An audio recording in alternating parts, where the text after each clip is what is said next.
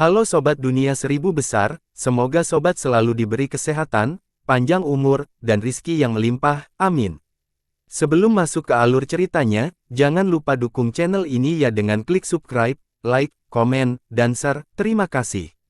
Mari kita lanjutkan perjalanan. Li Qiye. Sang putri merenung setelah mendengar penjelasan Li Qiye tentang sungai itu. Dia bertanya-tanya tentang zaman dengan agama Buddha sebagai fokusnya. Betapa ajaibnya itu. Apakah kita ingin menyeberang? Dia bertanya setelah kembali dari merenung. Li Qiye dengan lembut mengangguk, ya, saya akan memberi Anda banyak uang, dan tidak ada yang lebih baik daripada menyewa sungai ini di dataran Buddha. Tapi apa yang bisa Anda dapatkan darinya, terserah Anda.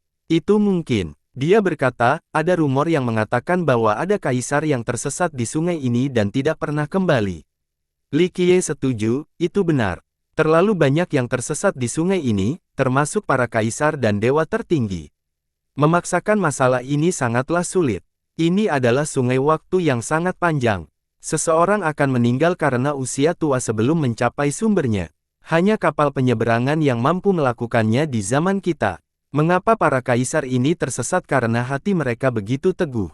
Sang putri menganggap hal ini cukup mencengangkan. Belum lagi kekuatan mereka yang bisa menjadi kaisar semuanya yakin. Coba sekali, kamu akan langsung melihatnya. Li Qiye tersenyum. Yah, ekspresinya langsung berubah, bukan karena mendengus tapi hanya terdengar realistis. Bahkan para kaisar pun kehilangan diri mereka di sini, dia tidak bisa dibandingkan dengan mereka sama sekali. Tidak apa-apa di bawah perlindunganku. Coba saja, ini mungkin bermanfaat untuk rejeki Anda di masa depan. Ambil satu langkah saja, saya akan menarik Anda kembali bila perlu. Li Qiye menambahkan, dia menghela napas lega dan menenangkan diri di tepi pantai sebelum dengan sungguh-sungguh menyatakan, saya siap.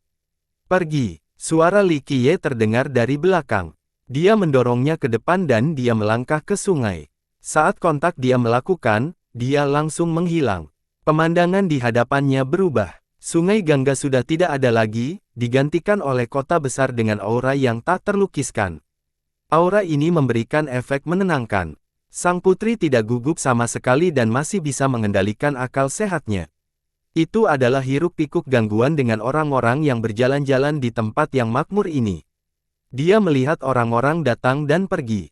Mereka mengenakan gaya yang belum pernah dia lihat sebelumnya. Ada berbagai macam ras, beberapa di antaranya juga baru, sama dengan bahasa mereka.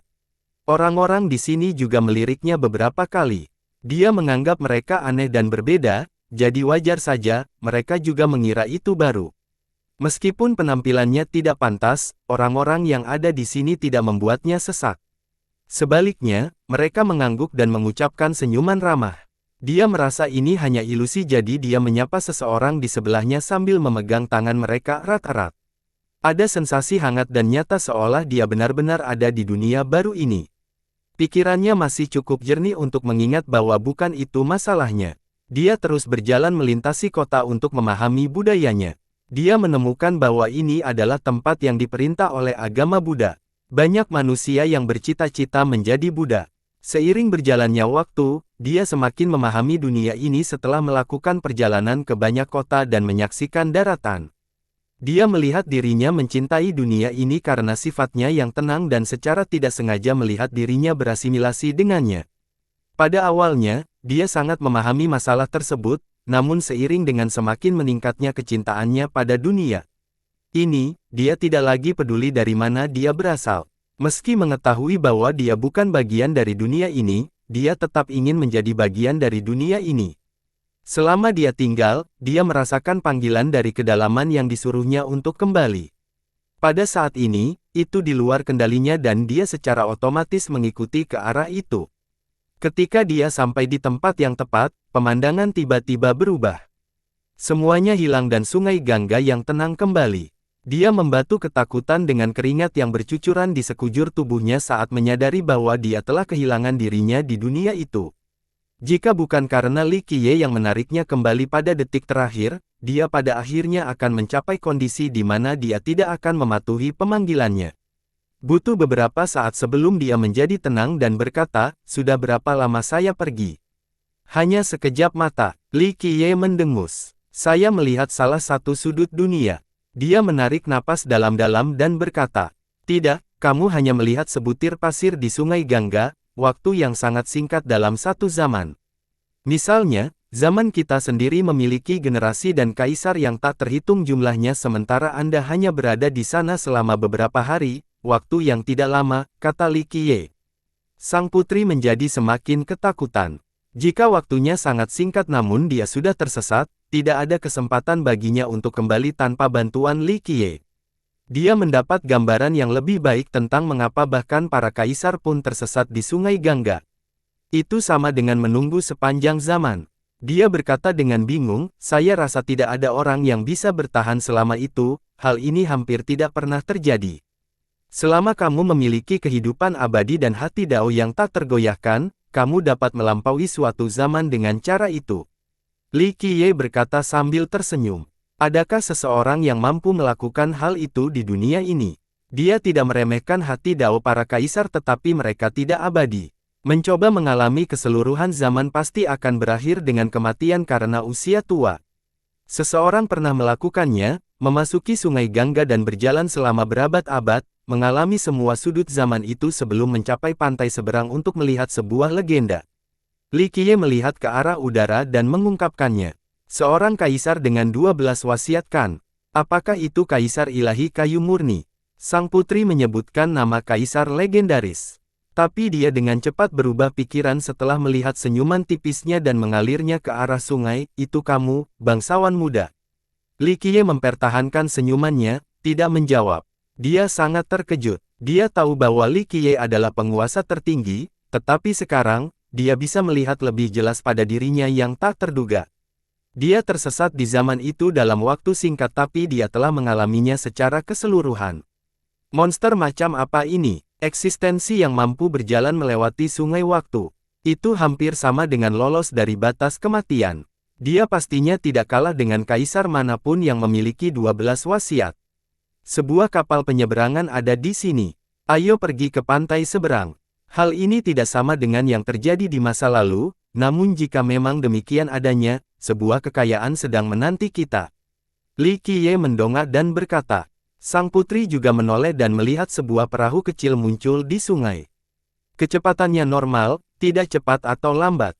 Dapat menampung sekitar 5 orang dan seluruhnya berwarna hitam, terbuat dari jenis kayu yang tidak diketahui. Pendayungnya adalah seorang biarawan. Ketika perahu semakin dekat, semua orang akan menyadari bahwa biksu itu sudah meninggal.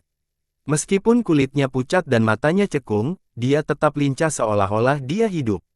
Kapal penyeberangan ada di sini. Seseorang berteriak setelah melihat perahu itu. Banyak ahli di depan kuil emas berputar-putar untuk melihat. Bahkan orang-orang yang tidak bisa mendekati semuanya dengan cepat menoleh. Apakah ada yang naik? Seorang pria harus bertanya, apa yang terjadi jika kita naik ke sana? Mungkin kita bisa sampai ke pantai seberang. Seorang ahli muda ingin mencoba. Naik ke sana, pantatku. Seniornya segera menamparkan bagian belakangnya untuk membangunkannya. Saat itu, leluhurmu adalah dewa tertinggi dengan 3 totem. Dia datang dengan perahu itu dan tidak pernah kembali. Setelah menyatakan ini, seniornya memasang ekspresi sedih. Orang-orang yang baru pertama kali datang ke sini bergidik mendengar cerita ini. Apalagi dewa tertinggi dengan 7 totem tidak bisa kembali. Apakah perahu ini benar-benar menuju ke pantai seberang?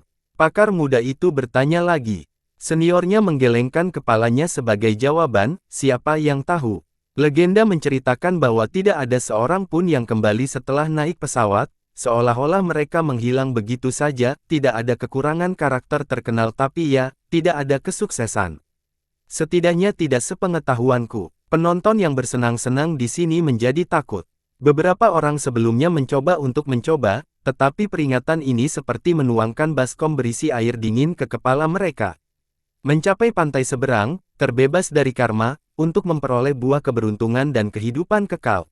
Saya ingin tahu apakah ini benar.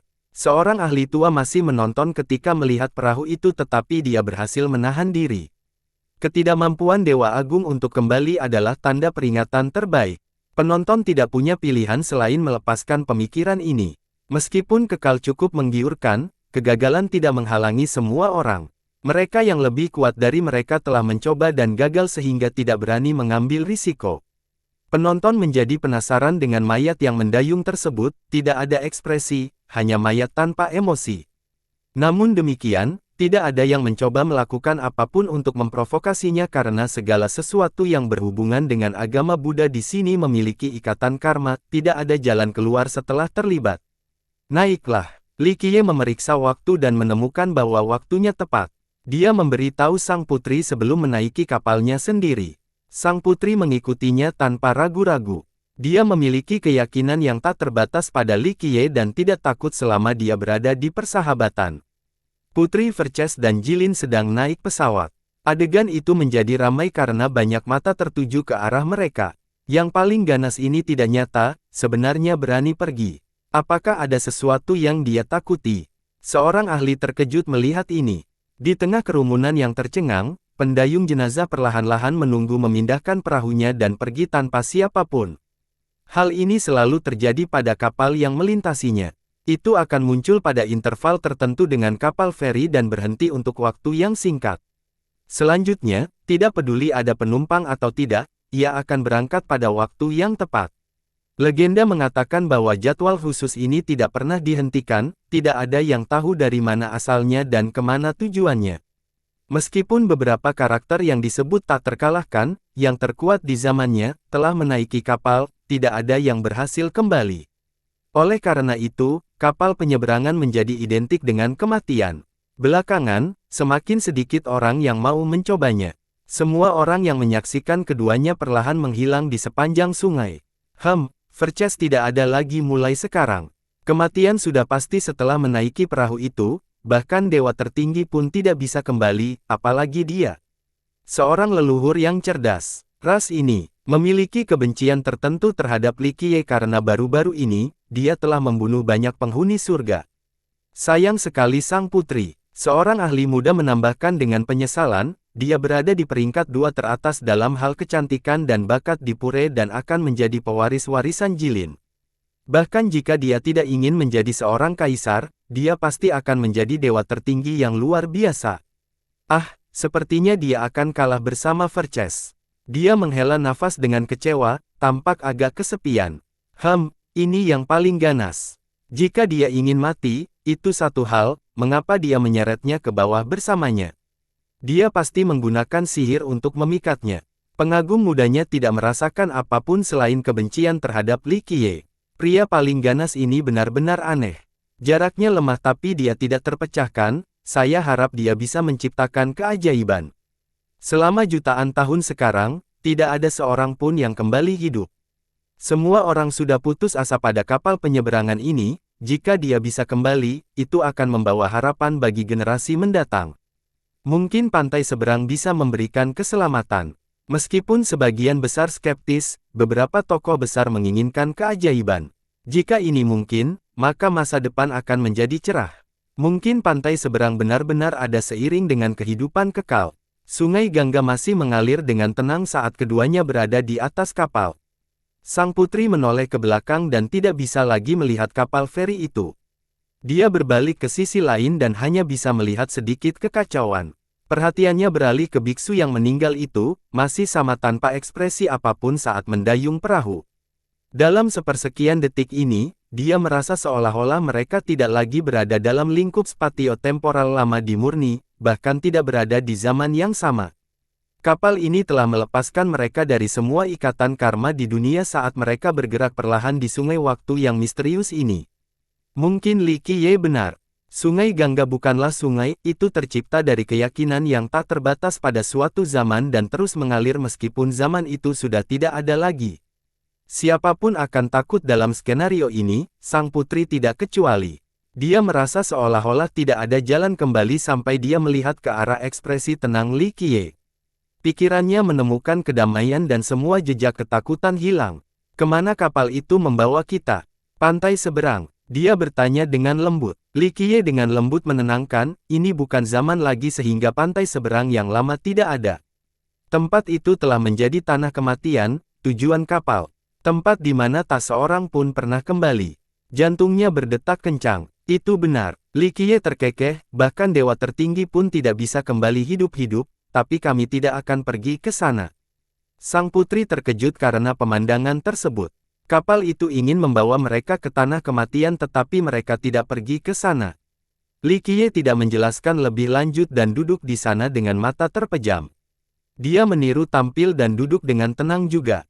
Setelah waktu yang cukup lama, Li Qiye tiba-tiba membuka matanya dan berkata, tanah kematian ada di depan kita. Sang putri segera membuka matanya untuk melihat juga. Dia hampir melompat ketakutan karena melihat banyak lubang hitam di ujung sungai.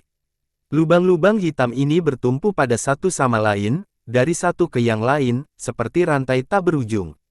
Bagian yang lebih menakutkan adalah lubang hitam ini berputar ke arah yang berbeda seolah-olah mengarah ke dunia yang berbeda. Lubang hitam adalah jurang yang membekukan segalanya. Keberadaan, waktu, dan ikatan karma semuanya tertelan. Saat lubang hitam ini berputar menuju tempat yang berbeda, mereka tampak seperti banyak binatang yang membuka rahangnya. Apapun yang masuk akan hancur berkeping-keping.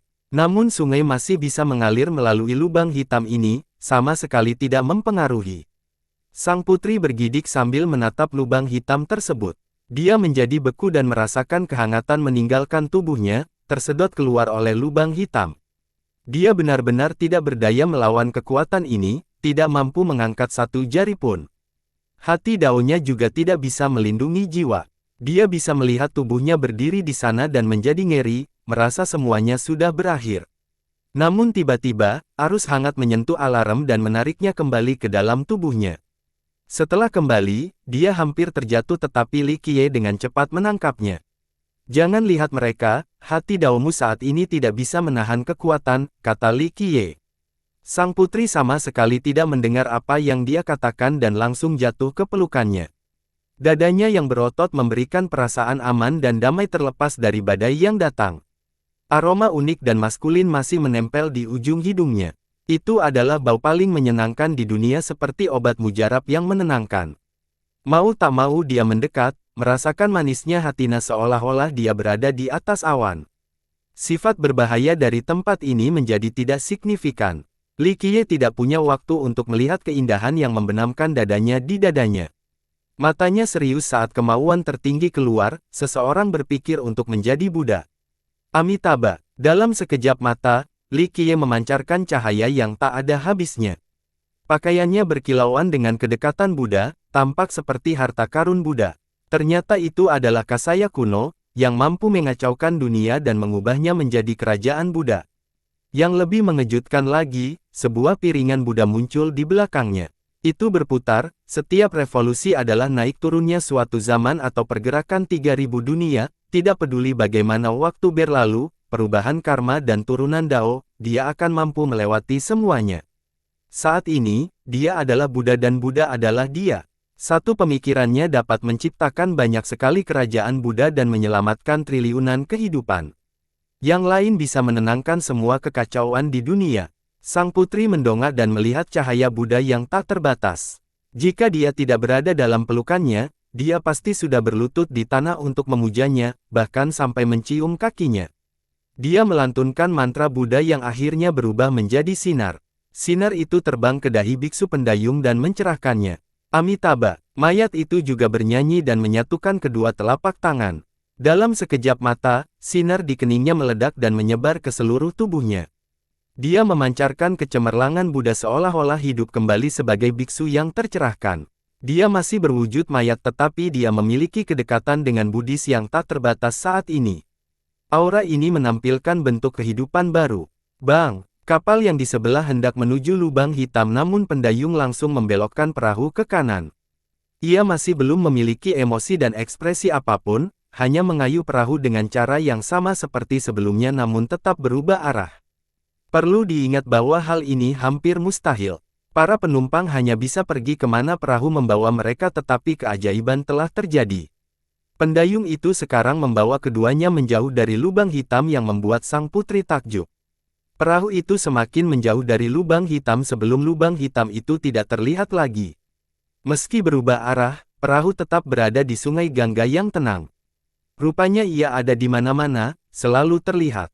Li Qiye telah memancarkan cahaya Budanya dan mengingat kembali keinginannya untuk mengungkapkan wujud aslinya lagi sebagai manusia biasa. Namun, pendayung tersebut masih memiliki afinitas Buddha yang sama karena Li Qiye telah meninggalkannya di sana. Kedekatan seperti itu tidak akan hilang dalam waktu lama. Sang putri masih bertanya-tanya. Dia tidak akan percaya jika dia tidak melihatnya dengan matanya sendiri. Apakah senyaman itu? Suara santai Li Qiye terdengar di telinga. Dia menjadi terkejut dan menyadari pemandangan yang ada di sekelilingnya, memeluknya erat-erat tanpa ada niat untuk melepaskannya. Dia langsung tersipu dan melepaskan kedua tangannya, merasakan gelombang panas mengalir ke seluruh tubuhnya. Emosi yang tak terlukiskan memenuhi dirinya. Namun demikian, dia merasakannya sebagai perasaan gembira, perasaan manis yang merasuki hatinya. Dia mencuri pandang dan mendapati pria itu benar-benar alami dan nyaman. Hal ini cukup menenangkannya. Dia akhirnya bertanya, apa itu tadi? Seseorang berpikir untuk menjadi seorang Buddha. Li Qiye berkata dengan santai. Jawabannya yang acuh tak acuh membuatnya heran. Dia melanjutkan, hanya satu orang yang mampu melakukan hal itu. Beberapa orang bertahan selama puluhan ribu tahun dan tidak dapat menjadi Buddha. Prestasi seperti itu sungguh melegenda. Itu tergantung orangnya. Li Qiye terkekeh, selama kamu memiliki hati Dao yang teguh, segalanya mungkin terjadi hanya dengan satu pemikiran, seperti menjadi iblis atau Buddha. Itu tidak ada peta dengan peta atau peta Anda yang sudah ada sebelumnya, hanya hati Dao. Itu mengatur segalanya tentang siapa Anda. Anda bukan seorang Buddha hanya karena Anda mengembangkan kitab Buddha dan bukan iblis karena Anda mengembangkan seni jahat. Sang putri berpikir dengan tenang setelah mendengar ini. Sebuah transformasi yang hanya mengandalkan hati Dao dan bukan penggerak. Betapa menakutkannya hati Dao seperti itu. Kemana kita akan pergi sekarang? Dia menjadi tenang dan melihat pemandangan samar di depan, tidak dapat memahami apapun darinya. Tempat tertentu dari zaman yang benar-benar selamat dari kehancuran. Li Qiye berkata dengan lembut. Keduanya berpikir dan mulai beristirahat, meninggalkan kapal untuk melakukan pelayaran. Selama Li Qiye ada, sang putri tidak peduli dengan tujuannya. Di sini, setelah beberapa lama, terdengar suara sehingga dia membuka matanya.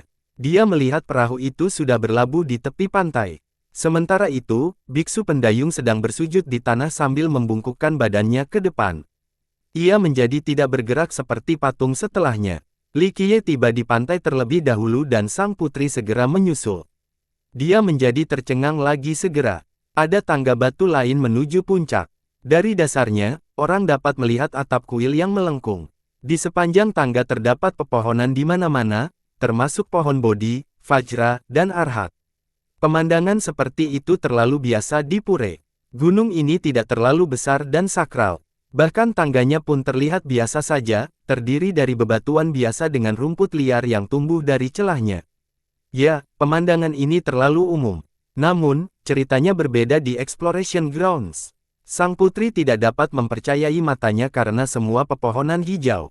Ini adalah pertama kalinya dia melihat tanaman hidup di tempat eksplorasi. Meskipun dataran Buddha penuh dengan rumputan kuning, itu bukanlah vegetasi yang subur seperti tempat ini. Ingatlah bahwa ini adalah nenek moyang zaman kuno dan telah dihancurkan oleh kekuatan penghancur sebelumnya.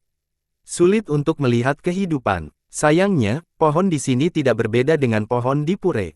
Jika bukan karena mengetahui lokasinya saat ini, dia akan salah mengira dirinya berada di puncak Pure. Tempat ini juga tidak memiliki kekacauan energi yang tidak murni. Dia tidak bisa menahan diri untuk tidak menggosok matanya melihat tontonan ini. Tidak perlu untuk itu, Li Qiye berkata datar. Apa yang kamu lihat adalah nyata. Ini sangat berharga, kehancurannya tidak cukup menyeluruh. Dia menjadi terkejut setelah konfirmasi.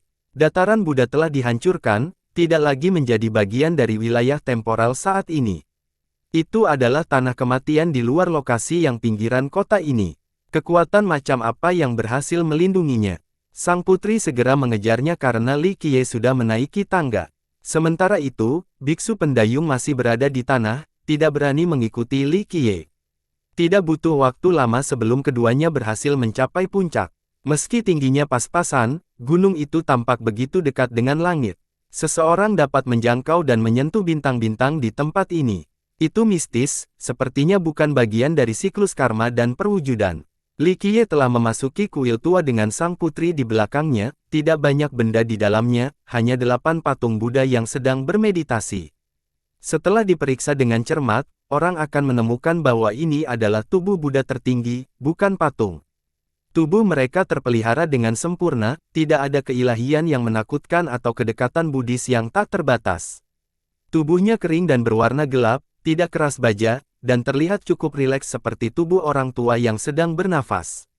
Setelah melihat tubuh normal ini, sang putri tak terkendali jatuh ke tanah dengan penuh rasa hormat. Dia tidak ingin melakukannya tapi itu adalah ketundukan alur. Dia tidak punya cara untuk melawannya dan yang lebih penting, dia juga tidak ingin melakukannya. Rasa hormatnya datang dari hati, tidak ada kekuatan tak stabil yang menekannya tapi dia hanya ingin bersujud.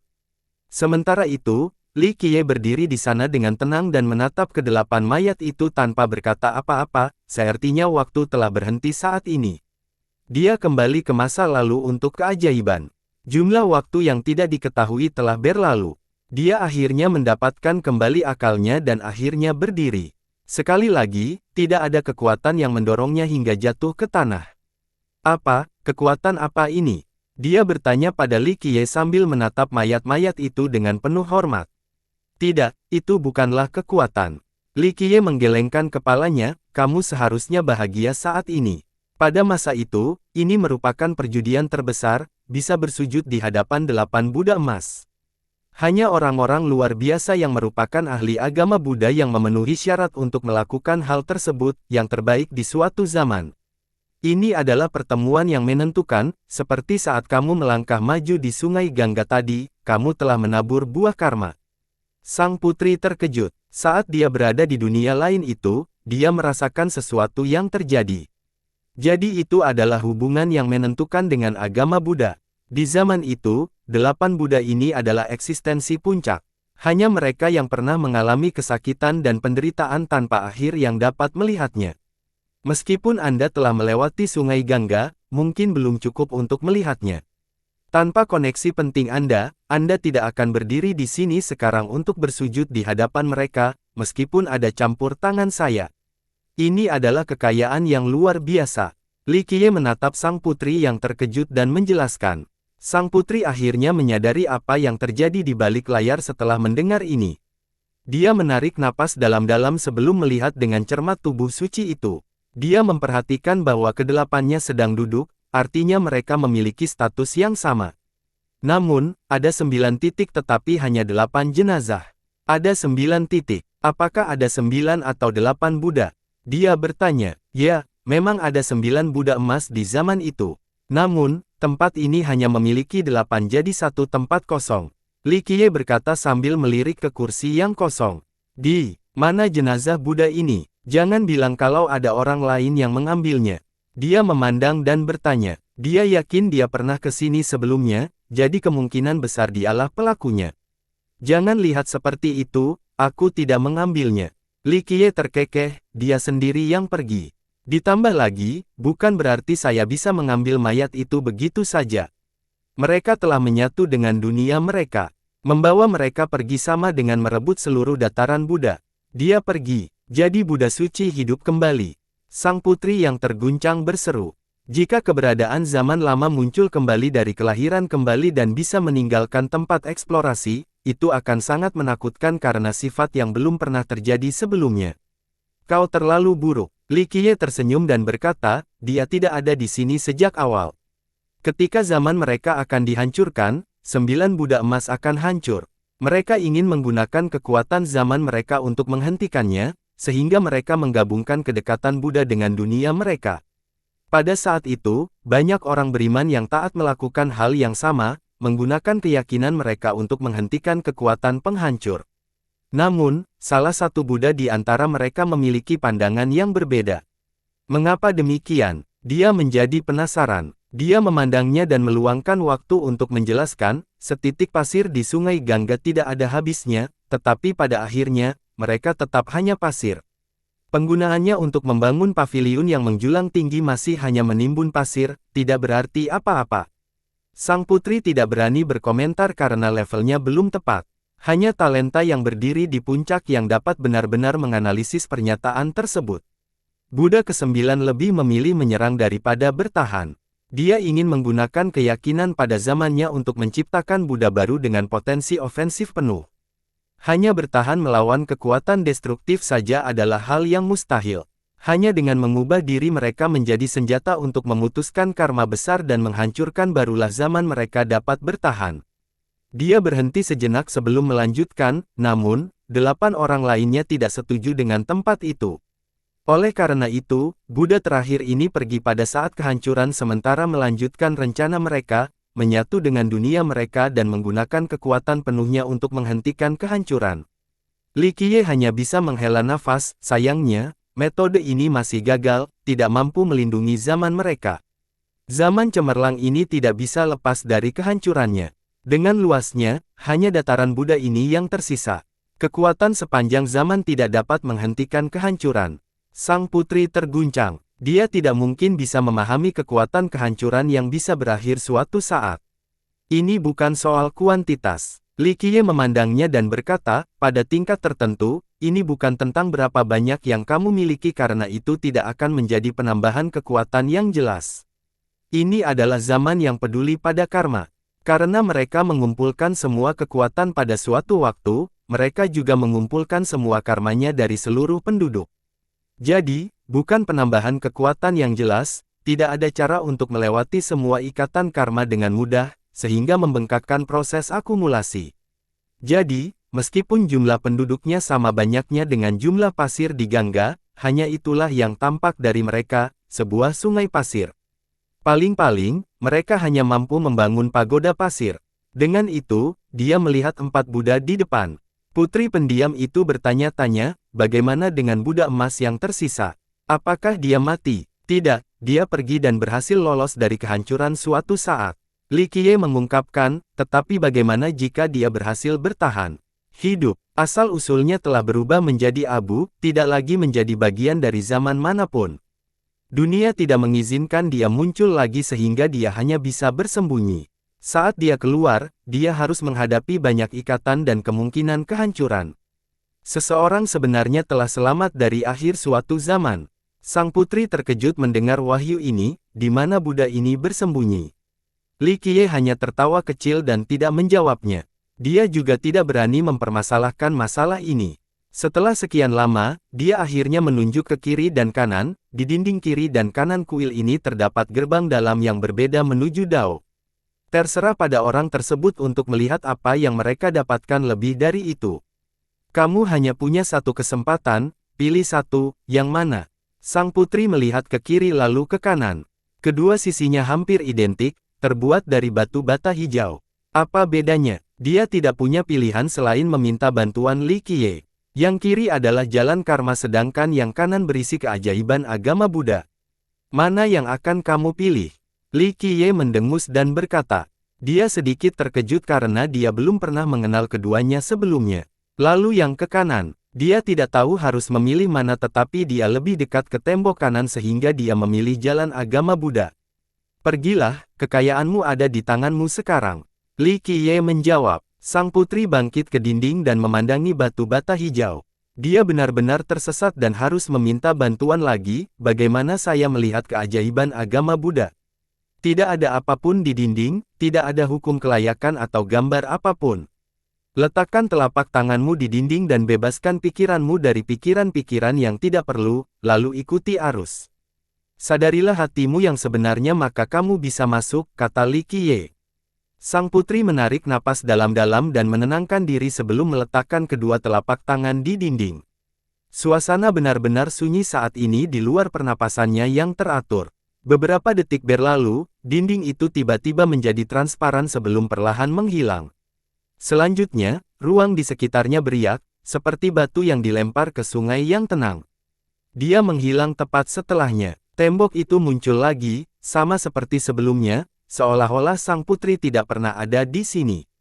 Li Qiye setelah tersenyum melihat ini dan berjalan melewati 8 Buddha emas. Dia berdiri di depan dinding belakang kuil dan juga meletakkan kedua telapak tangan di atasnya. Setelah beberapa saat, ruang berfluktuasi dan dia juga menghilang. Dia muncul lagi di bawah hamparan luas penuh bintang. Lampu-lampu kecil berbintang mempercantik area ini, meski cukup redup. Dia duduk di sana dalam pose disalin dengan kedua mata tertutup, sepertinya. Ini adalah zona di mana waktu sepertinya tidak mengalir sama sekali. Akhirnya, sesosok tubuh muncul tak jauh darinya. Tampak seperti seekor naga kecil yang melingkar dan juga seekor kucing kecil dengan bulu lebat. Ia memiliki sepasang mata biru besar, makhluk yang tampak cukup lucu. Kamu akhirnya muncul. Li Qiye tersenyum dan berkata, "Siapa kamu?" Niat ilahi menjawabnya alih-alih sebuah suara. Makhluk kucing naga ini tiba-tiba muncul di posisi lain. Saya hanya seorang pejalan kaki yang melintasi sungai waktu. Li Qiye mendengus. Engah. Makhluk itu kembali muncul di lokasi lain. Ini bukan pertama kalinya Anda ke sini. Apa tujuan Anda? Suaranya tidak tua tapi jelas seolah-olah kuno olah berasal dari zaman yang jauh. Kamu hanyalah seutas niat Buddhis yang bermula dari sumbernya sampai di sini. Kamu ada pikir yang ingin menanyakanmu. Saya mengetahui hampir semua hal yang ingin saya ketahui, seperti zaman dan asal-usul Anda, atau karma besar dari 9 Buddha emas Anda. Kalau kamu sudah tahu, lalu kenapa datang ke sini lagi? Makhluk itu terus berteleportasi secara acak dengan suara puffing. Tidak, masih ada satu hal lagi. Li Qiye berkata dengan datar, saya tahu hampir semua zaman kecuali satu dunia tertentu. Dunia apa? Makhluk itu bertanya. Dunia yang tidak ada. Jika saya tidak salah, salah satu dari 9 Buddha Anda mengetahuinya, atau setidaknya dia telah mencoba sesuatu. Li Qiye tersenyum. Dunia yang tidak ada. Kalau begitu, tidak ada hal seperti itu. Naga itu muncul di samping Li Qiye kali ini. Ia menatap dengan mata birunya, sepertinya ingin melihat ke dalam dirinya. Orang lain mungkin tidak tahu tapi jangan lupa, saya adalah seseorang yang pernah mengalami zaman Anda setelah menjelajahi sungai Gangga. Dunia yang tidak ada itu ada. Saya ingin mencapai surga. Li Qiye perlahan berkata. Saya khawatir saya tidak dapat memberitahu Anda karena mereka tidak ada. Jawab makhluk itu. Li Qiye membalas, begitukah? 9 Buddha Anda tidak pernah mencoba menelitinya sebelumnya sebagai metode untuk menghindari kehancuran.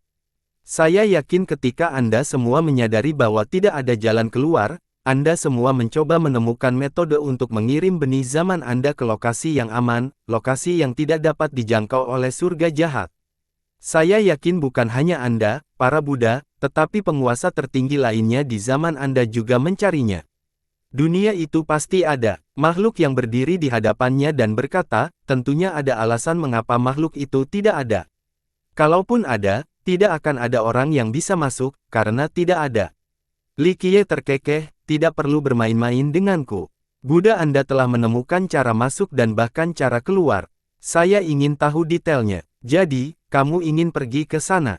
Makhluk itu menatap tajam ke arahnya. Dia mengungkapkannya dengan mudah dan berkata, saya harus pergi ke sana untuk memenuhi keinginan saya. Kalau begitu, aku tidak bisa menerimanya, itu di luar pengetahuanku. Makhluk itu kepalanya pusing. Jika perlu, saya tidak keberatan berjalan melewati sungai Gangga lagi atau bahkan membaliknya. Jika saya melakukannya, dataran Buddha akan menjadi abu. Pada saat itu, zaman Buddhis dan 9 Buddha emas akan lenyap, tidak ada jejak yang tersisa, selamanya terhapus dari sungai waktu. Li Qiye menyatakan, ancamanmu tidak ada gunanya. Makhluk yang berteleportasi itu merespons. Saya tidak mengancam Anda karena jika saya ingin melakukannya, saya akan melakukannya terakhir kali saya di sini. Saya hanya memberitahu Anda sekarang karena ini adalah kunjungan terakhir saya ke dataran Buddha, tidak perlu melakukannya lagi. Jadi, aku butuh penjelasannya atau aku akan membuatnya benar-benar hilang dari sejarah. Aku juga ingin menjaganya. Makhluk yang menggelengkan kepalanya, sayangnya, kami juga tidak tahu penjelasannya karena kami tidak berpartisipasi. Yang bisa saya lakukan hanyalah meminta maaf, kami tidak dapat membantu. Li Qiye mengangkat isinya dan berkata, jadi, maksudmu orang yang menemukan dunia ini bukanlah kelompokmu, melainkan Buddha emas yang telah pergi. Ya, makhluk itu berkata, saat itu kami hanya meneliti cara menghadapi bencana, tetapi dia punya ide sendiri. Dia percaya bahwa metode kami tidak ada gunanya jadi dia mencoba mencari cara lain, termasuk dunia yang tidak ada. Jadi begitu, Li Qiye menjawab, tidak heran mengapa dia bisa melarikan diri selama kehancuran suatu zaman. Sayangnya, dia masih belum bisa melepaskan semuanya, tidak mampu meredam keinginannya. Tidak ada seorang pun yang bisa, bahkan seorang Buddha pun tidak dapat melakukannya setelah bertahun-tahun lamanya. Makhluk itu berkata, hal yang sama juga terjadi padamu, seseorang yang ingin berpartisipasi dalam pertempuran terakhir. Mungkin Anda seperti dia, menemukan cara untuk membantu zaman Anda bertahan di dunia yang tidak ada. Tidak, saya bukan orang penyayang. Saya mencoba menampilkan demi diri saya sendiri, bukan demi seluruh dunia. Li Qiye menggelengkan kepalanya sambil tersenyum dan menambahkan, kalian semua tidak memiliki apa yang aku cari, sekarang saatnya aku pergi. Kamu boleh pergi dengan membawa sebuah barang. Makhluk itu membentangkan telapak tangannya, menampilkan sebuah benih di cakarnya yang berbulu. Saat benih ini muncul, cahaya Buddha mencapai seluruh tempat. Rupanya itu menunjukkan 3000 dunia dengan kekuatan hidup yang agung. Triliunan kehidupan bisa lahir darinya. Setelah dewasa, ia akan mampu membuka dunia baru. Jika benih ini berkecambah, maka ini akan menjadi era yang cemerlang. Makhluk itu berkata, tidak ada orang lain selain kamu yang dapat menanamnya. Anda telah mengalami zaman kami dan mempelajari Dao di sini sehingga Anda juga dapat memikul zaman yang benar-benar baru, membuka jalan yang belum pernah terjadi sebelumnya. Kalau begitu, kamu harus menyimpan sesuatu yang luar biasa. Li Qiye tersenyum, saya bukan anak naif yang mengeluarkan air liur saat pertama kali melihat harta karun. Buah karma ini sungguh menakjubkan, ditampilkan dalam suatu zaman. Sayangnya, hal itu juga membawa karma suatu saat. Sekalipun bisa menghasilkan hasil yang luar biasa, karmanya juga menakutkan. Memutuskan karma ini untuk memulai zaman baru cukup bermasalah, jadi lanjutkan dan pertahankan, biarkan yang menentukan siapa yang memilikinya. Dia berdiri setelah mengatakan ini. Di luar benih ini, mungkin kami bisa memberi Anda lebih banyak lagi. Makhluk itu berkata, selama kamu menanam benih ini di luar, kamu akan mendapatkan lebih banyak dari dunia kami. Anda adalah orang yang luar biasa, Anda harus tahu bahwa tidak ada jalan keluar dari kehancuran. Apakah kamu tidak tahu apa yang harus kamu lakukan selama periode itu? Li Qiye tidak bisa menahan senyumnya. Dia duduk lagi, mencoba membujuk saya. Dalam hal harta karun, sejujurnya, saya tidak tertarik pada satu pun. Ada banyak sekali karma di dunia ini, mengapa saya harus terlibat dalam karma Anda? Dia berhenti sejenak dan melanjutkan, mengenai kehancuran dunia, saya juga telah meneliti cukup banyak zaman, bukan hanya zaman Anda. Itu sebabnya saya tahu apa yang akan terjadi dan konsekuensinya terus berlanjut. Anda adalah orang bijak dengan pengetahuan luas dan harus tahu cara menyelamatkan dunia. Meskipun kami pernah gagal, kami telah merasakan kekuatan itu dan mengetahuinya dengan cukup baik. Kami bisa mengajarkannya padamu, kata makhluk itu. Tidak, kamu salah lagi. Saya bukan penyelamat dunia, memikirkan cara menyelamatkan semua orang. Jika Anda berpikir untuk mengajari saya tentang hal-hal itu, Anda berbicara dengan orang yang salah. Li Qiye tersenyum. Jika kamu tidak mencoba menyelamatkan dunia, akankah kamu bersembunyi di kegelapan? Makhluk itu bertanya. Li Qiye menggelengkan kepalanya, itu bukan satu-satunya pilihan. Menyelamatkan dunia tidak ada secara keseluruhan denganku, aku hanya akan mengurung semua orang yang menghalangi jalanku. Apa yang ada di bawah kakiku akan menjadi zaman baru, jadi mengapa repot-repot menyelamatkan yang lain? Rencanamu sudah salah sejak awal, berpikir untuk menyelamatkan dunia selama kehancuran alih-alih menghilangkan hal yang tidak bisa dihindari. Langit yang tinggi tidak memiliki simpati, tidak ada orang lain yang memilikinya. Melakukan hal itu hanya akan membuang peluang. Anda mungkin bisa menyelamatkan satu era, tapi bagaimana dengan era lainnya? Hanya dengan memutuskan Dao dunia akan bisa ada selamanya, tapi tentu saja, ini menimbulkan masalah lain setelahnya, ujian nyata bagi hati Dao Anda. Alasan menyelamatkan penyelamat sejati adalah karena semuanya bergantung pada hati manusia. Sejujurnya, kegelapan dan kehancuran disebabkan oleh sifat makhluk. Bahkan jika kamu mampu menyelamatkan duniamu, kamu tidak akan bisa mengubah hati semua orang. Makhluk itu membayangkannya. Pada level mereka, mereka mampu melihat hal ini dengan jelas. Meski begitu, mereka tetap punya pendirian sendiri mengenai hal itu. Pada zaman Anda, cahaya Buddha menyinari segala sesuatu dengan belas kasih, namun itu masih belum cukup. Li Qiye terkekeh, semua orang tahu bahwa menyelamatkan dunia tidak bisa dilakukan hanya dalam satu hari. Surga yang jahat juga mengetahui hal ini. Semuanya hanyalah sebuah siklus, ini bukan tentang kamu atau aku atau bahkan surga. Itu semua ada di hati orang-orang. Jika Anda tidak ingin menyelamatkan dunia, mengapa Anda berusaha keras tanpa menyerah? Dengan bakatmu saat ini, melarikan diri jauh saja sudah lebih dari cukup. Mengapa berjuang sampai akhir? Makhluk itu berkata perlahan. Aku ingin sebuah jawaban, oleh karena itu, aku harus bertarung di pertarungan terakhir. Li Qiye mendengus. Makhluk itu berkata, tidak ada yang bisa menjawab pertanyaanmu, tapi mungkin kamu sudah mengetahui hal ini di dalam hatimu, bahwa bahkan pertempuran terakhir pun mungkin tidak akan memberikan jawaban. Tidak masalah, meskipun aku sudah mempunyai jawaban, aku akan tetap mencari jawaban yang lain. Jika mereka tidak memberiku satu, maka aku akan mengalahkan mereka sampai aku mencapainya. Li Qiye berkata sambil tersenyum. Lalu apa yang terjadi setelahnya?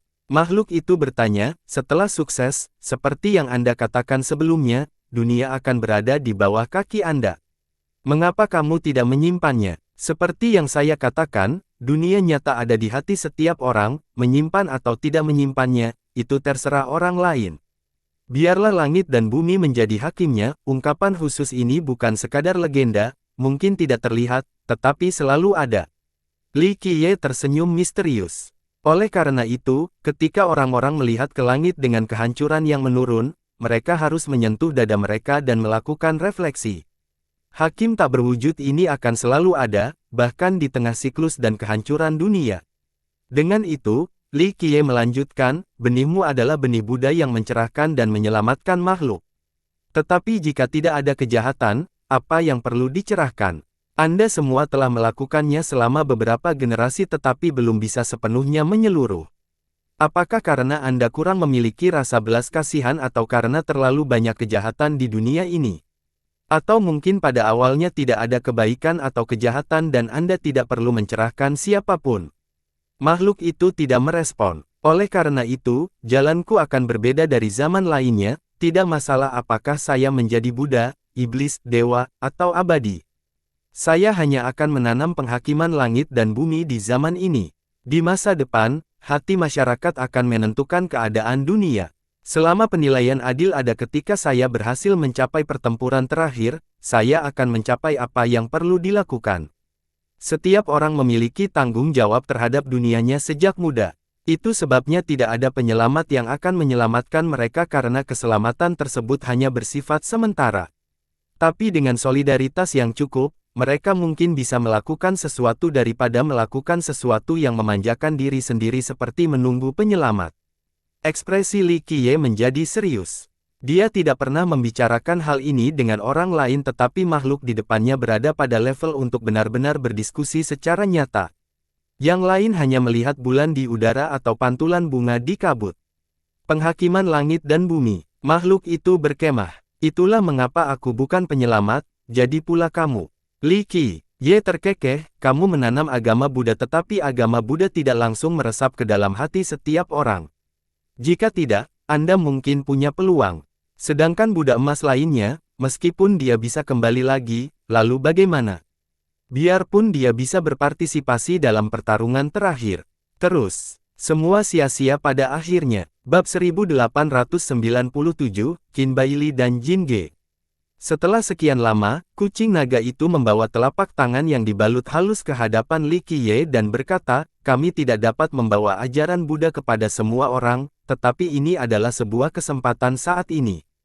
Kami tidak akan meminta Anda menanamnya, hanya berharap Anda menunjukkan dan memberikannya kepadanya. Saya yakin dia akan memberitahu Anda apa yang ingin Anda ketahui. Orang yang dimaksud oleh kucing naga secara alami adalah Buddha emas yang masih hidup, satu-satunya yang selamat dari zaman tersebut. Aku bisa menikmatinya. Li Qiye mengangguk dan menerima benih itu. Grand Dao itu sulit, sama dengan berbagai usia. Kami akan melihat apakah Anda bisa bertahan. Tolong jangan jatuh ke dalam kegelapan seperti orang bijak lainnya. Kucing naga itu menyatukan kedua telapak tangan dan membungkuk ke arahnya. Seseorang hanya bisa mengatakan bahwa hati mereka tidak cukup kuat. Li Qiye dengan tenang berkata, itu cukup kuat bagi mereka untuk mencapai tak terkalahkan dan membuka jalan yang belum pernah terjadi sebelumnya bagi mereka, namun tidak cukup untuk menyelamatkan mereka dari diri mereka sendiri. Tanpa hati yang kokoh, mereka yang memiliki kekuatan lebih hanya akan menimbulkan masalah selama berabad-abad. Begitu banyak makhluk hidup, tapi berapa banyak yang benar-benar berakhir sejak awal. Semuanya dimulai dan diakhiri dengan keserakahan. Kucing naga menghela nafas secara sentimental. Bab baru-baru diterbitkan pada. Maksudmu orang lain sudah datang ke sini. Li Qiye memperhatikan sesuatu dan bertanya, sepertinya dataran Buddha Anda masih cukup populer dan berharga. Aku hanyalah sebuah niat yang tersisa, tidak berharga sama sekali. Miliki saja beberapa item yang mereka inginkan, itu saja. Kata makhluk itu benar. Li Qiye tersenyum, menyeberangi sungai waktu untuk melihat akumulasi iman. Begitu banyak orang yang menginginkan keabadian dan mempercayai pepatah populer untuk mencapai pantai seberang dan memperoleh buah kehidupan yang penuh berkah. Tapi mereka pikir mereka layak. Senyuman itu akhirnya berubah menjadi denusan cemoohan. Buah karma keberuntungan sudah tidak ada lagi, jadi tidak ada keabadian. Tetapi mereka yang memiliki keserakahan dalam hatinya mengharapkan hal seperti itu. Makhluk itu menjawab, kalaupun pantai seberang dan buah karmamu masih ada, kalau mereka mau, mereka harus minta izin dulu aku. Bersembunyi di dalam sungai waktu adalah satu hal tetapi mereka juga menginginkan keabadian. Suatu hari, aku akan meratakan semuanya. Li Qiye biasanya tenang tetapi kali ini kata-katanya membawa keriuhan besar. Anda tidak bisa menyembunyikan belas kasih Anda terhadap makhluk lain atau Anda tidak akan peduli tentang hal ini. Makhluk itu tersenyum. Tidak untuk makhluk hidup. Mereka hanya ingin menghalangi saya, jadi saya tidak akan menunjukkan belas kasihan, tidak peduli atau menghormati sejarah mereka. Li Qiye tersenyum dan berkata, saya yakin Anda bisa melakukannya. Makhluk itu berkata, akhir dunia masih jauh. Luangkan waktu Anda, berhati-hatilah. Kemungkinan kehancuran dan siklus baru tidak akan terjadi di masa depan, jawaban sebenarnya ada di hati. Hati-hati di jalan. Li Qiye mengangguk dan berbalik untuk pergi. Setelah kembali ke kuil lama, dia menghela nafas sambil melihat ke-8 Buddha emas. Kematian adalah hasil akhir dari keberadaan puncak suatu zaman ini. Berapa banyak yang benar-benar mengingatnya sekarang? Dia tersenyum, menertawakan dirinya sendiri dan berkata, juru selamat, itu tidak pernah menjadi kesukaanku. Hanya kematian dan kematian. Jika harus ada dunia baru, biarlah dunia itu lahir dari darah. Sayangnya, kucing naga itu benar. Jalan masih panjang sebelum mencapai ujung dunia. Berdengung. Selanjutnya, dinding kuil menyala seiring dengan waktu. Sang putri diusir. Bangsawan muda. Dia mengungkapkan senyuman tertinggi kerajaan setelah melihatnya. Bukan nasib buruk, ini adalah ciptaan yang luar biasa. Dia menatap dan mengangguk. Itu semua berkat bimbinganmu. Aku tidak akan mendapatkan ini tanpamu. Dia dengan senang hati berbaring di tempatnya. Dia memperoleh kekayaan luar biasa kali ini, sedikit meningkatkan pencerahannya dan memungkinkannya mengambil jalan yang unik. Dia mengangguk dan menerima sikap agungnya. Sementara itu, kuil emas masih semarak sebelumnya. Ada lebih banyak petani di depannya. Namun, mereka di sini bukan untuk mendapatkan harta karun itu, hanya untuk menyaksikan kesenangannya. Faktanya, banyak yang menyerah terhadap harta karun ini karena banyak pula yang sudah mencoba namun tidak berhasil. Bahkan beberapa dewa tertinggi telah mati di sini. Meski harta karun itu menggiurkan, hidup ternyata lebih berharga. Tidak ada ruang untuk masuk ke kuil saat ini. Semua penonton berkerumun untuk menyaksikan pertunjukan yang menyenangkan itu. Bintang-bintang itu tidak lain adalah Jin Ge dan Qin Baili. Hanya karakter seperti mereka yang akan menimbulkan kesamaan seperti itu. Saat ini, ada meja di atas tumpukan emas. Di satu sisi adalah Qin Baili dan di sisi lainnya, Jin Ge. Penampilan mereka bersama di sini menarik perhatian seluruh penonton. Mereka berdua terkenal sebagai jenius tertinggi di Pure. Meskipun Qin Baili pernah kalah sebelumnya, ini tidak mengurangi kesukaannya. Adapun Jin Ge, dia adalah seseorang yang akan menjadi kaisar agung. Oleh karena itu, ia ditetapkan untuk menjadi sorotan. Tentu saja, taruhan mereka mendapat lebih banyak perhatian. Keduanya menyiapkan meja di sini untuk mengadakan kontes. Ingat, banyak orang yang akan berjaga-jaga setelah memasuki kuil emas. Tempat itu sendiri tidak akan menyerang siapapun tetapi satu keserakahan saja akan menjamin kematian. Siapa yang tidak memiliki keinginan serakah saat dikelilingi oleh emas dan harta karun? Tidak ada seorang pun yang berani mengklaim memiliki kendali atas hati mereka dalam skenario ini. Karena segelintir ini, tidak ada seorang pun yang berani berdiri di dalam kuil kecuali mereka telah mengambil keputusan setelah menghancurkan segalanya demi harta karun tersebut. Saat ini, keduanya sedang duduk dengan tenang di kuil. Hanya ketegasan mereka saja yang patut dikagumi. Pada akhirnya, seseorang akan menjadi seorang kaisar sementara yang lain memiliki potensi yang tak terukur. Jenius lain tidak akan mengambil risiko ini tetapi mereka berdua berada jauh di dalam sana. Mereka sedang mengadakan kompetisi yang sangat istimewa. Itu adalah ujian visi dan keinginan tentang harta karun di sini. Mereka masing-masing akan memilih item di kuil lalu membandingkan item tersebut. Pemetik yang lebih baik akan menang. Pada awalnya, mereka mulai dengan emas yang berserakan sebelum berpindah ke harta karun yang lebih langka dan lebih baik, termasuk artefak dewa dan relik Buddha. Selama seseorang hanya menghargai harta karun tanpa keserakahan, mereka akan baik-baik saja di kuil. Namun, niat serakah pertama atau sedikit pun jantung berdebar karena ingin mengambil sesuatu pasti akan berakhir dengan kematian. Keduanya berasal dari garis keturunan kekuasaan dan telah melihat banyak harta kekuasaan sebelumnya. Harta biasa tidak akan terlihat, apalagi menggemparkan hati dao mereka. Meskipun demikian, harta karun di sini sungguh menakjubkan, tidak kalah dengan perbendaharaan dominasi manapun. Melihat sekilas ke sana adalah satu hal, tetapi pemeriksaan lebih dekat pasti akan memicu keserakahan. Ini adalah upaya bunuh diri. Bang, Qin Baili meletakkan cangkir emas di atas meja sementara Jin Ge memilih mutiara yang berharga. Keduanya dengan cermat memperhatikan pilihan masing-masing. Jin Ge memulai percakapan, "Saudara Qin, cangkirmu pasti milik Buddha tertinggi karena memiliki esensi abadi. Bahkan mungkin dari pantai seberang yang legendaris. Mutiara saya diinkubasi oleh naga surga dan telah mencapai tingkat yang tinggi tetapi memang lebih rendah dibandingkan dengan barang dari pantai lain. Anda memenangkan babak ini, Saudara Qin." Meneguk. Setelah Jin Ge menyelesaikan penilaiannya, banyak penonton yang menelan ludahnya. Baik cawan maupun mutiaranya adalah harta yang tak ternilai harganya. Mereka akan mati sekarang jika berada di dalam kuil.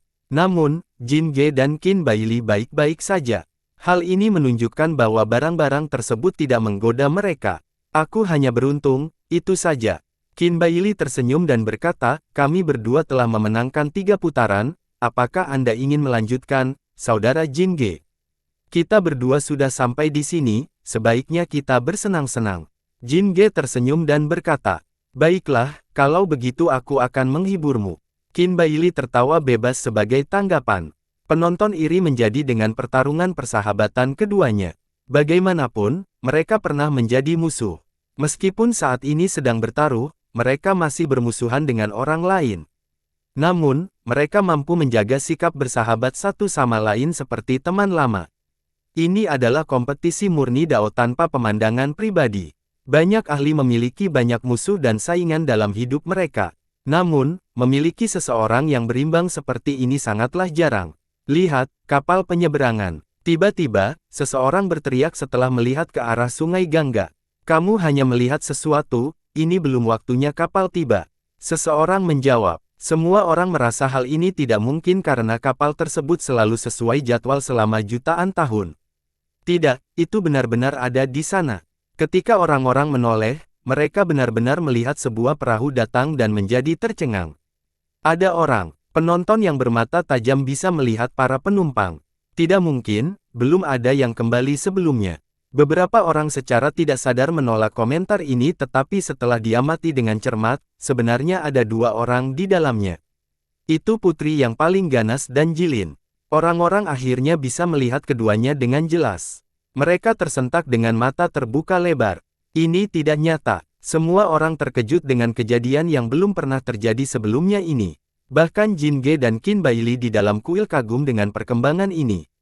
Seorang dao celestial yang lebih tua berada dalam keadaan pingsan, bagaimana? Seorang raja abadi pernah mengakui bahwa meskipun dia tidak dapat mencapai pantai seberang, bagaimana Verces bisa kembali? Orang ini gila. Bahaya Sungai Gangga sudah menjadi rahasia umum. Bahkan dewa tertinggi telah kehilangan diri mereka sebelumnya dan tidak kembali. Faktanya, banyak orang jenius yang telah mencobanya, namun hilang selamanya. Ketika Li Qiye dan sang putri memasuki perahu, tidak ada yang memikirkan hal itu. Di mata mereka, ini adalah upaya bunuh diri. Bagaimanapun, orang-orang yang lebih cemerlang dan kuat pernah gagal sebelumnya, apalagi junior seperti mereka. Namun kini, keduanya kembali baik-baik saja. Ini terlalu mengejutkan, kemunculan itu mengungkapkan mereka meninggalkan perahu dengan bingung. Ini keajaiban, Verces benar-benar tidak nyata, melanggar semua akal sehat. Ini, bukan hanya menantang surga, ini adalah hal paling gila yang pernah saya lihat. Seorang raja tua berkumpul, tunggu, kembali dari pantai seberang. Apakah itu berarti dia telah memperoleh buah karma baik dan kehidupan abadi? Orang lain berseru. Dalam waktu singkat, banyak mata penasaran yang tertarik pada mereka. Kerumunan bertanya-tanya apa yang mereka peroleh setelah perjalanan mereka. Mungkinkah keduanya benar-benar abadi saat ini? Tatapan ini secara bertahap memiliki kilatan serakah pada mereka. Lagi pula, siapa yang tidak menginginkan keabadian? Beberapa orang bersedia menukar segalanya untuk ini. Namun, tidak ada seorang pun yang berani melakukan apapun karena popularitas Li Qiye. Setelah keduanya pergi, perahu itu perlahan menghilang lagi di sungai. Kerumunan dengan cepat berpisah untuk keduanya, memberi mereka jalan. Li Qiye. Kebanyakan orang di sini terkejut atau diliputi keserakahan. Meskipun demikian, beberapa orang berpura-pura seolah-olah mereka benar-benar membencinya namun tidak berani menyatakannya secara langsung. Meskipun Li Qiye menyadari tampil agresif di sini, dia tidak peduli sama sekali. Terlalu banyak orang di dunia ini yang membencinya, dan dia tidak punya waktu untuk satu sama lain. Mencapai pantai seberang, rekan Daois Li, Anda luar biasa. Jin Ge di dalam kuil berkomentar. Suaranya metalik dan menggema, menghasilkan karisma yang luar biasa. Semua orang melirik keduanya karena perseteruan mereka sudah diketahui. Mereka bertanya-tanya apakah keduanya akan bertemu pada pertemuan kedua ini. Meski demikian, pujian Jin Ge yang murah hati cukup mengejutkan. Hanya menghabiskan waktu, bukan masalah besar. Li Qiye terkekeh sambil melihat ke arah Jin Ge dan Qin Baili. Hanya menghabiskan waktu, orang-orang terdiam setelah mendengar ini. Bahkan dewa tertinggi pun tidak bisa menghancurkan sungai ini. Baginya, membuat pernyataan ini begitu mendominasi seolah-olah dia bisa melintasi berbagai usia tanpa kesulitan apapun. Namun, tidak ada yang merasa dia sombong. Bagaimanapun, dia memenuhi syarat untuk menyatakan setelah kembali hidup. Rekan Daois Li, ungkapanmu terdengar cukup mendominasi. Qin Baili tersenyum kecut, mengakui pencapaian Li Qiye. Penonton terkesan dengan nada ramah di antara ketiganya, tidak ada tanda-tanda pertempuran yang sama meskipun mereka mengeluh. Mereka luar biasa karena suatu alasan. Orang-orang seperti kami tidak bisa membandingkannya.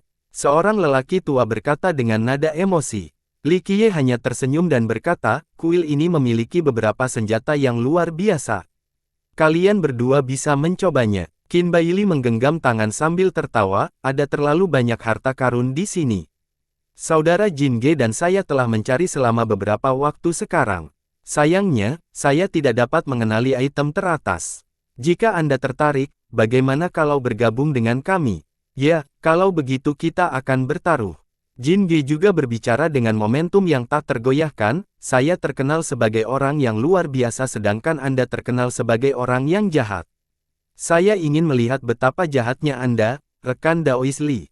Ini dimulai sekarang. Seseorang merenungkan matanya dan berkata, duel antara naga dan harimau. Mungkin ini kesempatan Jin Ge untuk membalas dendam kakak iparnya. Orang yang hati daunnya terguncang akan mati di kuil. Ini adalah kontes yang fatal. Seorang ahli berspekulasi. Apa yang ingin kamu pertaruhkan? Li Qiye memandang Jin Ge. Kami tidak mengganggu item, hanya menguji hati dao kami. Jin Ge menjawab, rekan Daois Li, kamu membunuh ayah dan saudara iparku. Pada akhirnya kita akan menyelesaikan pertengkaran ini. Namun, kami tidak akan membicarakan hal itu hari ini. Ini tentang Grand Dao hari ini, ujian hati Dao kita. Janganlah kita menodai upaya kita untuk mencapai Dao dengan motif tersembunyi. Jin Ge memperjelas semuanya dengan pernyataan lugas ini. Itu adalah kaisar masa depan bagimu, dia memenuhi syarat untuk menjadi kaisar hanya dengan sikapnya. Bahkan para ahli dari 100 ras menganggap Jin Ge mengesankan. Li Qiye terkekeh sebagai tanggapan, dalam hal hati Dao, jika saya, Li Qiye, mengaku sebagai orang nomor 2, tidak ada orang lain yang berani mengklaim posisi teratas. Sudah pasti kekalahan bagi kalian berdua dalam kontes ini. Sebuah kerugian yang jelas sejak awal. Brengsek, semua orang membayangkannya lagi. Beberapa orang saling melirik dan berpikir, apakah dia tidak peduli menyinggung kaisar? Dia tidak takut memiliki musuh yang lebih kuat. Pernyataan Anda hanya membuat darah saya mendidih karena daya saing. Baili tertawa dan berkata, dalam hal hukum Dao, kita belum bisa menandingi generasi sebelumnya. Tapi hati Dao adalah sesuatu yang bisa kita kerjakan. Saudara Li, perlu wawasan saya. Tidak ada kata menyerah dalam perjalanan menuju Grand Dao. Jin Ge juga membalas dengan keras, bahkan jika kamu memiliki hati Dao terbaik di dunia, aku, Jin Ge, akan tetap bertaruh melawanmu. Pemenangnya belum terhenti. Qin Baili dan Jin Ge sama-sama memiliki aura seorang raja. Mereka bukanlah tipe agresif yang mempunyai taring. Namun demikian, setiap kata-kata mereka bergema dan kuat dengan cara yang menakjubkan. Mereka sempurna dalam sikap dan gaya, sulit bagi orang untuk mengkritik mereka. Akan sulit bagi pria seperti mereka untuk tidak menjadi terkenal. Begitulah seharusnya seorang pahlawan. Anggota dari semua ras mempunyai pemikiran ini. Li Qiye tidak bisa menahan senyumannya, menarik sekali. Baiklah, aku akan menghibur kalian berdua dan melihat berapa lama kalian bisa bertahan. Dengan itu, dia memasuki kuil emas. Sang putri tidak mengikuti karena dia bukan bagian dari taruhan. Ini adalah urusan Li Qiye. Dia memasuki kuil dan duduk tegak seolah dia tidak melihat tumpukan harta karun sama sekali. Mereka hanyalah sampah, tidak mampu menggerakkan hati Dao-nya. Rekan Daois Li, bagaimana kamu ingin melakukan ini? Qin Baili bertanya. Li Qiye tersenyum menanggapinya, aku setuju dengan aturan apapun yang kalian berdua inginkan. Katakan saja, kami hanya menguji hati Dao kami hari ini, bukan kecakapan melawan kami. Siapapun yang paling mampu menahan godaan untuk menjadi pemenangnya, bagaimana menurut Anda? Kata Jin Ge, tidak apa-apa karena kalian berdua ingin melakukan itu. Li Qiye memandang mereka berdua dan berkata, saat kamu merasa tidak bisa mengatasinya lagi, cepat lari. Aku tidak menginginkan nyawamu hari ini dan akan memberikan kesempatan. Kontes belum dimulai tetapi nada suara Li Qiye sudah begitu mendominasi. Hal itu membuat para penonton di luar saling melirik. Mereka yang merupakan penggemar Baili dan Jin Ge menjadi sangat tidak senang. Dia sudah membual. Kita akan melihat siapa yang menang pada akhirnya. Seorang penyihir merengut. Di sisi lain, Jin Ge dan Baili tidak marah sama sekali. Baili berkata, kalau begitu, kami akan berterima kasih karena telah menyelamatkan kami. Bahkan jika aku kalah, aku tidak akan mengeluh karena itu hanya akan menunjukkan bahwa Dao Heartku masih kurang. Aku juga akan kalah dengan anggun. Ada banyak hukum yang tak terpecahkan dan mendalam di dunia ini, tetapi hanya hati Dao saja yang dapat menjangkau semuanya. Jin Ge berkata, seseorang bisa menjadi licik dengan Grand Dao dan menjelaskan misterinya, hanya hati Dao yang memerlukan pengembangan langkah demi langkah. Jika aku kalah darimu dalam hal ini, itu jelas kekalahan. Benar, hal yang kamu lewatkan sekarang adalah kehendak surga. Jika bukan karena penyergapan, kamu akan menjadi kaisar agung. Li Qiye memandang Jin Ge dan berkata, terima kasih atas kata-kata baik, saya akan terus mencoba. Jin Ge berterus terang tanpa terlalu rendah hati. Ini di luar dugaan semua orang. Mereka mengira Jin Ge dan Li Qiye pasti akan bertarung sampai mati. Namun kini, keduanya hanya tiba-tiba tanpa rasa permusuhan, atau seolah-olah mereka adalah teman lama. Kita tidak bisa memahami dunia para jenius. Seorang ahli muda tersenyum kecut, jika itu saya pasti sudah melakukan tugas melawan Verces karena dia meremehkan ras kita. Qin Baili berkata, bagaimana kalau kita masing-masing memilih harta karun, yang terbaik akan menang seperti sebelumnya. Saya tidak keberatan. Jin Ge menjawab, seperti yang dikatakan oleh rekan Daois Li, jika kita mungkin tidak dapat menstabilkan hati Dao kita setelah diperiksa lebih dekat, segera pergi. Memutuskan pemenang sudah cukup, tidak perlu terlalu jauh. Li Qiye memandang keduanya dan tersenyum, jika kalian berdua tidak keberatan, saya juga bisa memilihkan harta karun untuk kalian masing-masing. Tentu saja, Anda juga dapat memilihnya sendiri. Tidak apa-apa juga. Jin Ge menoleh ke belakang dan berkata, satu-satunya hal yang penting di kuil emas adalah hati Dao. Anda adalah seorang jenius tertinggi, saya yakin Anda tidak akan memanfaatkan ini. Musuh atau teman, saya yakin rekan Daois Li akan menjadi orang yang benar di tempat ini. Saya tidak akan berbicara mewakili saudara Jin Ge, tetapi saya tidak keberatan sama sekali. Anda dapat memilih satu untuk saya, kata Qin Baili sambil tersenyum. Jin Ge menambahkan, saya juga tidak keberatan, Anda dapat memilih satu untuk saya. Semua orang tercengang setelah mendengar ini. Mereka mungkin mengira keduanya sudah gila, namun kenyataannya tidak demikian. Taruhannya bukan hanya tentang hati Dao mereka tetapi juga kualitas harta karunnya. Mereka harus memilih sesuatu yang lebih baik dari pilihan Li Qiye. Itulah jalan menuju kemenangan. Jadi, ini adalah ujian hati, pengetahuan, ketegasan, dan visi Dao seseorang.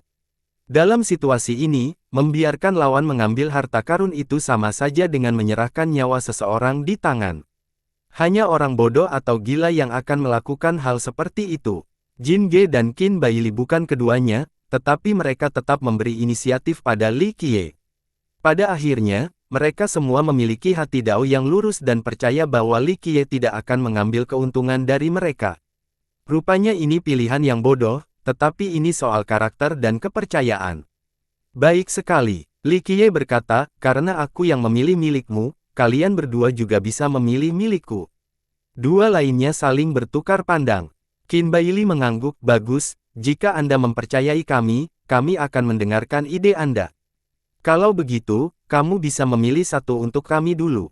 Li Qiye dengan santai berkata, bahkan harta kekuasaan biasa tidak akan mampu menggoda kalian berdua karena kalian sudah tidak asing lagi dengan mereka. Di levelmu, aku harus menemukan artefak yang paling cocok.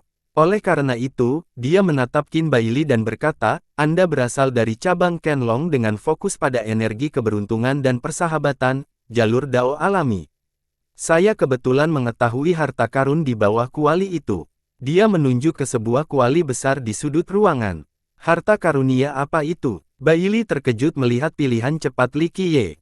Ini adalah lambang dewa, yang dikenakan oleh dewa di zaman yang jauh. Ini melampaui banyak sekali bidang dan hukum selama bertahun-tahun. Itu membawa kehadiran alami dengan energi keberuntungan. Satu helai energi ini dapat menciptakan banyak hal. Waktu bukanlah faktor pembatas. Li Qiye menjelaskan lebih lanjut. Kalau begitu, itu adalah harta karun yang bagus. Baili harus memuji karena budidayanya membutuhkan harta karun sebesar itu. Apakah kamu yakin akan mampu menolak? Bersiaplah. Ini bahkan lebih menarik daripada uraian saya, cukup untuk membuat Anda mengeluarkan air liur. Li Qiye sedikit mengkonversi. Faktanya, banyak orang yang sudah penuh antisipasi bahkan sebelum melihatnya. Baili menarik napas dalam-dalam dan menenangkan hati Dao-nya. Dia mengangguk dengan sungguh-sungguh, saya akan membawa agar semua orang dapat melihatnya. Dengan itu, dia berjalan ke kamar dan mengangkat kuali. Benar saja, ada lambang di dalamnya. Ketika dia mengeluarkannya, energinya meletus, berubah menjadi Grand Dao tertinggi. Baili langsung diliputi oleh energi ini, sepertinya akrab dengannya.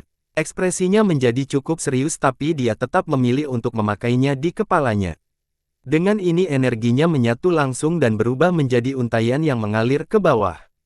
Seperti yang dikatakan Li Qiye, untaian ini memiliki potensi yang tak terbatas.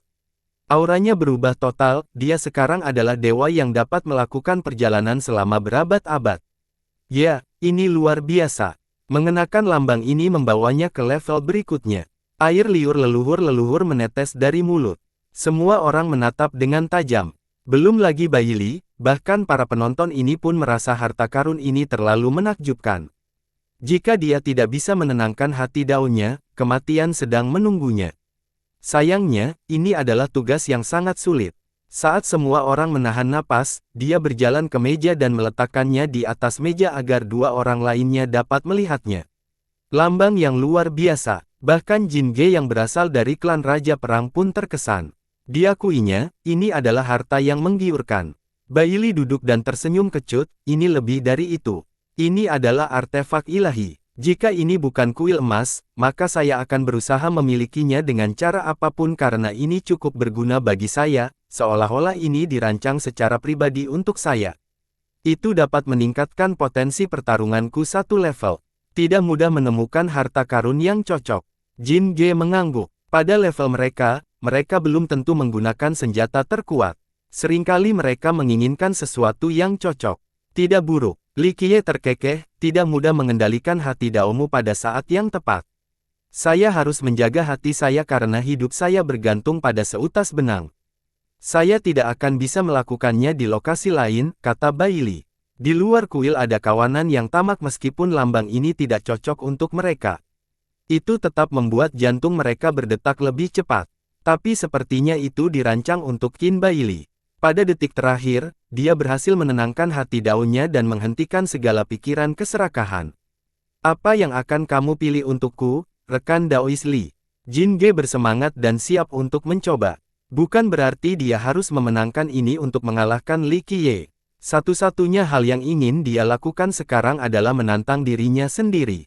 Dalam pikirannya, menghadapi harta karun yang cocok sambil menjaga hati Dao yang tenang seperti Qin Bai Li mengalahkan dirinya sendiri.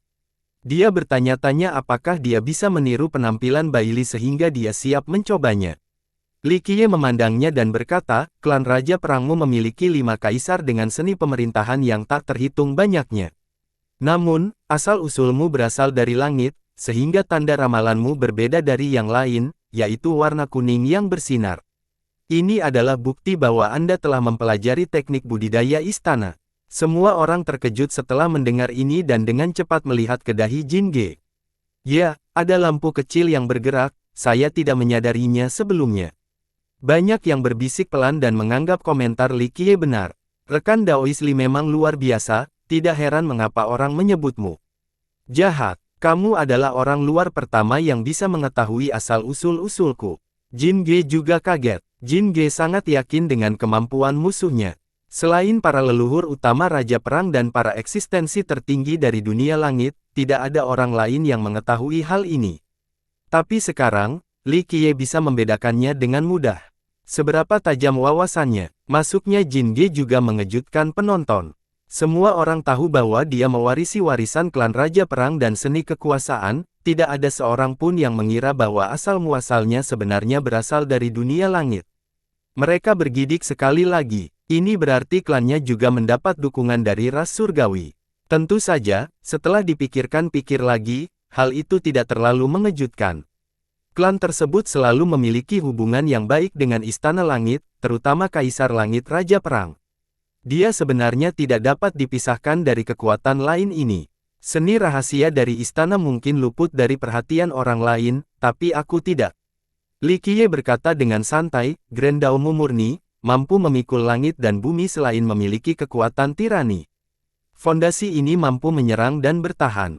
Aku tahu di sudut itu ada tantangan kerajaan, sangat cocok untukmu. Itu saja sudah cukup untuk menjangkau seluruh dunia. Dia menunjuk ke sudut kanan ruangan lain. Baiklah, aku akan memeriksanya. Jin Ge tidak ragu-ragu dan pergi ke kamar. Dentang, dentang. Dia mendorong tumpukan harta karun itu dan mengeluarkan tantangan. Ingatlah bahwa ini adalah artefak yang luar biasa tetapi Jin Ge tidak bergerak sama sekali. Dia hanya mengambil tantangan itu. Kecemerlangan terpancar dari penampilan. Rupanya terbuat dari emas dengan banyak sisik. Setiap skala mempunyai titik-titik kecil, setiap titik tampak seperti matahari. Berdengung. Dalam sekejap mata, tanda surgawi di dahi tampak bergetar karena kekuatan masuknya. Itu menyala dengan tergesa-gesa. Kekuatan yang luar biasa. Jin Ge langsung memejamkan mata dan menarik napas dalam-dalam untuk menenangkan pikiran. Tantangan kekalahan ini memiliki kekuatan luar biasa yang meresap ke dalam dirinya, memberikan transformasi besar. Ini adalah momen hidup dan mati baginya. Membuka, dia berteriak dan mengalirkan vitalitasnya ke pertahanan itu. Ledakan, tantangan itu memancarkan lebih banyak cahaya keemasan. Itu melesat ke langit dan mencapai seluruh wilayah ini. Orang-orang kesulitan membuka mata dari kecerahan yang menyilaukan ini.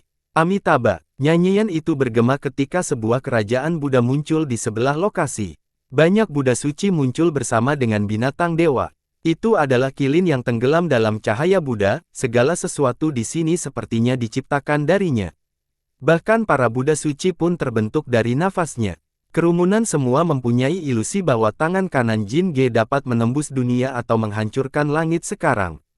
Itu memiliki kekuatan yang tak terhentikan dan tak ada habisnya. Apapun akan langsung meledak kembali ke asal hanya dengan satu pukulan. Saat menggunakan tantangan ini, Jin Ge berubah total, seperti seorang kaisar Buddha tertinggi yang dapat memerintah suatu era. Itu adalah sesuatu. Jin Ge dengan lembut mengusap tantangan itu sebelum terdengar suara dentingan. Dia benar-benar melepasnya dan meletakkannya di atas meja. Masa pun tercengang. Jin Ge mampu melindungi hati daunnya dari keserakahan bahkan sebelum harta karun yang luar biasa ini. Sangat tidak masuk akal untuk tidak diculik oleh harta karun setingkat ini. Tanah di luar menjadi basah karena air liur semua orang. Jika aku berada di posisimu, kakak Jin Ge, aku tidak akan bisa tetap tenang sebelum tantangan ini. Ekspresi Qin Baili berubah dan berkata dengan emosional. Saya akan jujur, saudara Qin. Aku hampir kehilangannya sekarang. Saya telah mempersiapkan mental terlebih dahulu sebelum menguji kekuatan tantangan ini atau saya akan kehilangannya. Jin Ge terus terang tertawa tanpa bersembunyi. Saudara Jin Ge, kamu melakukannya lebih baik dariku. Saya menenangkan hati Dao saya segera setelah berdiri tetapi Anda menunggu sampai setelah mengambil harta karun itu. Aku tersesat di sana, Qin Baili mengakuinya. Bagi mereka, menerima kekalahan dengan lapangan dada adalah hal yang wajar. Menerima perbedaan keterampilan bukanlah hal yang mengarahkan. Saudara Qin, kamu terlalu rendah hati. Jin Ge balas tersenyum. Li Qiyi juga tersenyum dan ikut bergabung, sungguh cemerlang menenangkan hati Dao setelah meraih harta karun ini. Seseorang pasti berbohong jika mereka mengaku tidak terpengaruh oleh tantangan tersebut. Ia mampu menyerang dan bertahan selain menembus segala rintangan. Rekan Daois Li, tolong hentikan. Jika kamu terus memujinya, aku tidak yakin aku bisa tetap tenang lebih lama lagi. Jin Ge bercanda. Penonton tetap terkesan dengan pertukaran persahabatan mereka meski bermusuhan. Bagi banyak ahli, mampu menghadapi musuh seperti ini saja sudah lebih dari cukup. Bersambung.